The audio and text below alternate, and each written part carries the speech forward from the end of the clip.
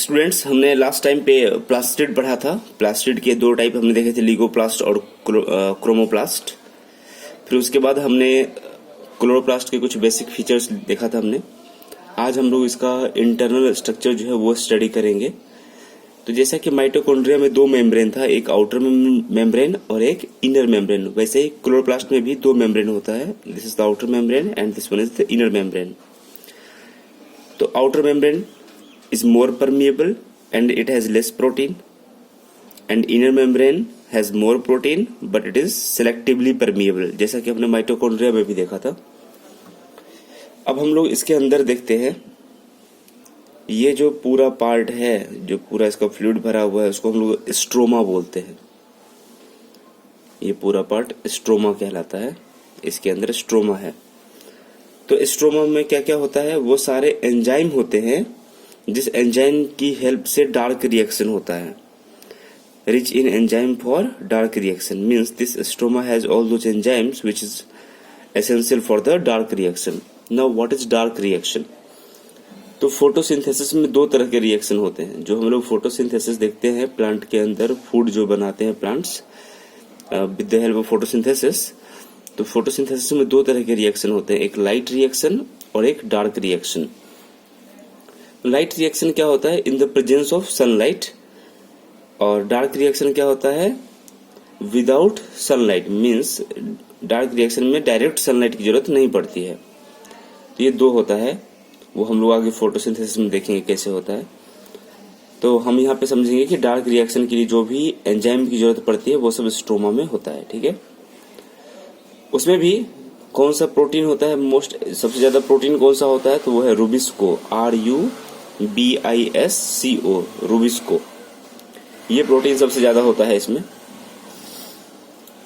Rubisco protein जो है वो फोटोसिंथेसिस में हेल्प करता है CO2 को ऐड करने में। फिर इस स्ट्रोमा के अंदर और क्या क्या है वो जरा हम लोग देखें। तो इसके अंदर ग्रेना है। ये ग्रेना, हम जो कॉइल्ड पार्ट देख रहे हैं इस कॉइल्ड पार्ट में देखिए यहाँ पे कई सारे कॉइल्ड पार्ट हैं। अगर उसमें से एक कॉइल्ड पार्ट को हम निकाल के अगर देखें इसको, तो इसको हम लोग थाइलाकॉइड बोलते हैं। और इसी थाइलाकॉइड के अंदर होता है लाइट रिएक्शन, मींस इसके अंदर लाइट रिएक्शन और यहाँ स्ट्रोमा में डार्क रिएक्शन। मींस सनलाइट से जो लाइट आया तो ट्रैप होता है ग्रेना में, और ग्रेना से कोई कुछ बनता है और फिर उसी प्रोडक्ट को यूज करके स्ट्रोमा में भी कुछ बनता है और जिससे ग्लूकोज पूरा तैयार हो जाता है। तो प्लांट फोटोसिंथेसिस की हेल्प से ग्लूकोज बनाता है। तो वो तो फोटोसिंथेसिस चैप्टर में हम लोग पूरा प्रोसेस देखेंगे फोटोसिंथेसिस का। फिलहाल तो हम लोग क्लोरोप्लास्ट के स्ट्रक्चर को देख रहे हैं। तो इसके अंदर ग्रेना क्या होगा वो हमने देख लिया। एक स्ट्रक्चर है तो थाइलाकॉइड, और एक कंप्लीट स्ट्रक्चर को अगर हम लोग बोलेंगे तो उसे हम लोग ग्रेना बोलते हैं। This complete structure is grana and this one coil structure is known as thylakoid. और स्ट्रोमा में क्या है इसके अलावा? स्ट्रोमा में इसके अलावा DNA है और राइबोसोम्स भी है, 70S टाइप के राइबोसोम्स, जैसा कि माइटोकॉन्ड्रिया में था। तो means chloroplast has also its own DNA and ribosome. So ribosomes can make protein and DNA helps cell to replicate. तो इसलिए हम बोल देंगे इसको भी कि सेमी ऑटोनोमस सेल ऑर्गेनेल है ये। मीन्स माइटोकॉन्ड्रिया की तरह क्लोरोप्लास्ट भी सेमी ऑटोनोमस सेल ऑर्गेनेल है। ये भी बाइनरी फिजन से डिवाइड कर जाता है। जब सेल डिवाइड कर रहा होता है तो ये भी बीच से डिवाइड कर जाता है। इसके अलावा इसके स्ट्रोमा में आयंस भी होते हैं, magnesium ion, manganese ion, ferrous ions. ये सब अलग अलग रिएक्शंस में हेल्प करते हैं जो कि फोटोसिंथेसिस के टाइम पे जरूरत पड़ती है इन सब की। इसके अलावा और हम देखें क्या क्या है यहाँ पे। तो ये एक ग्रेना है और ये दूसरा ग्रेना है, ये तीसरा ग्रेना। कई सारे ग्रेना होते हैं क्लोरोप्लास्ट के अंदर।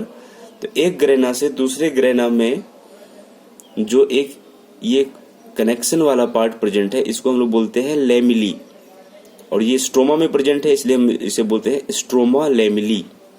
ये एक ग्रेना से दूसरे ग्रेना को कनेक्ट करता है। तो ये तो बात हो गई इसके अंदर के स्ट्रक्चर की। अब हम लोग आगे का देखें इसमें। तो क्लोरोप्लास्ट ऐसा भी होता है जिसमें ये ग्रेना नहीं होता है। कुछ क्लोरोप्लास्ट ऐसे भी होते हैं टाइप्स जिसमें ये ग्रेना नहीं होता है। तो उस तरह के क्लोरोप्लास्ट को हम लोग बोलते हैं ए ग्रेनुलर क्लोरोप्लास्ट, और जिसमें होता है नॉर्मल टाइप का उसको हम लोग बोलते हैं ग्रेनुलर क्लोरोप्लास्ट। तो ग्रेनुलर वाले में तो ग्रेना है ही, स्ट्रोमा भी है, स्ट्रोमा लेमिली भी है।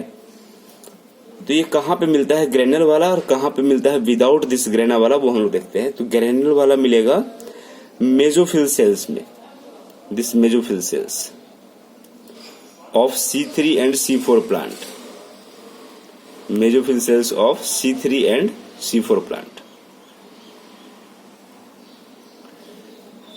अब C3 और C4 प्लांट क्या होता है? तो C3 प्लांट और C4 प्लांट हम लोग पढ़ेंगे आगे, जब प्लांट फिजियोलॉजी पढ़ेंगे वहां पे कई तरह के प्लांट होते हैं। तो फिलहाल इतना समझिए, C4 प्लांट थोड़े ज्यादा एडवांस होते हैं और C3 प्लांट थोड़े कम एडवांस प्लांट होते हैं। ये यहाँ पर रिक्वायर्ड नहीं है समझना C3 और C4 प्लांट क्या है, ये हम लोग प्लांट फिजियोलॉजी में पढ़ेंगे हायर क्लास में। हमें यहाँ पे सिर्फ क्लोरोप्लास्ट के स्ट्रक्चर को समझना है बस। तो ग्रेना वाला है तो ग्रेनुलर क्लोरोप्लास्ट, अगर किसी क्लोरोप्लास्ट में ग्रेना नहीं है तो उसे हम बोलते हैं ए ग्रेनुलर क्लोरोप्लास्ट।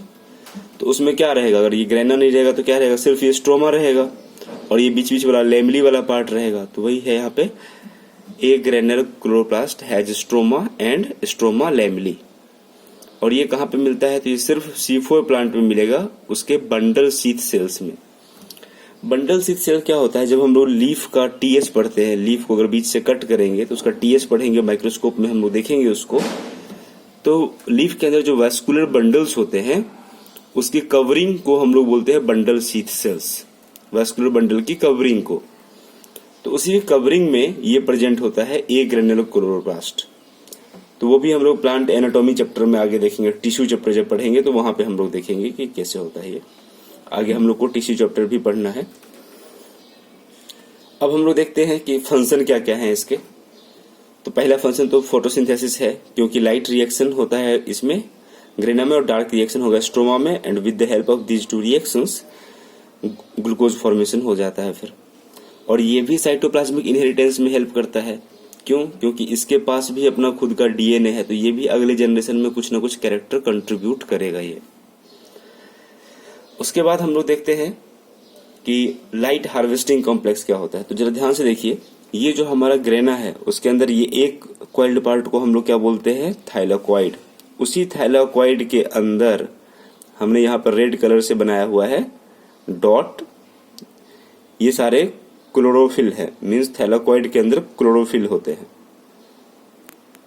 यहाँ पे बाय मिस्टेक ये क्लोरोप्लास्ट लिखा हुआ है, ये क्लोरोप्लास्ट नहीं है, ये क्लोरोफिल है।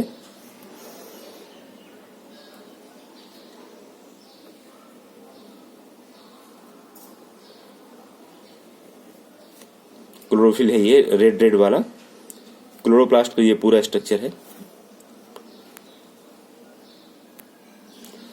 तो फोटोसिंथेसिस और साइटोप्लाज्मिक इनहेरिटेंस फंक्शन हो गए इसके। लाइट हार्वेस्टिंग कॉम्प्लेक्स क्या होता है? अगर क्लोरोफिल 700 नैनोमीटर तक के लाइट को अगर एब्जॉर्ब कर रहा है तो उसे हम बोलते हैं P700, मतलब PS1 लाइट फोटो सिस्टम 1। और अगर 680 नैनोमीटर तक के ही लाइट को अगर वो एब्जॉर्ब कर रहा है तो उसे हम बोलते हैं फोटो सिस्टम 2 P680। दोनों ही क्लोरोफिल होता है ये। तो यहाँ पे हम लोग देखते हैं ये अलग अलग लाइट एब्जॉर्व करता है। तो this part is not important here, क्योंकि ये हम लोग जब फोटोसिंथेसिस पढ़ेंगे तो वहां पे हम लोग देखेंगे किस तरह के लाइट की जरूरत पड़ती है, कितना ड्यूरेशन लाइट चाहिए, क्या इंटेंसिटी चाहिए। तो वो सारा चीज हम लोग फोटोसिंथेसिस में पढ़ेंगे। तो this part is not required, आपको सिर्फ पढ़ना है फंक्शन तक। यहां तक आपको नोटबुक में लिखना है, इस पार्ट तक,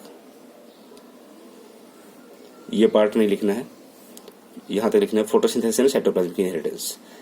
अब हम लोग नेक्स्ट वीडियो में इसके आगे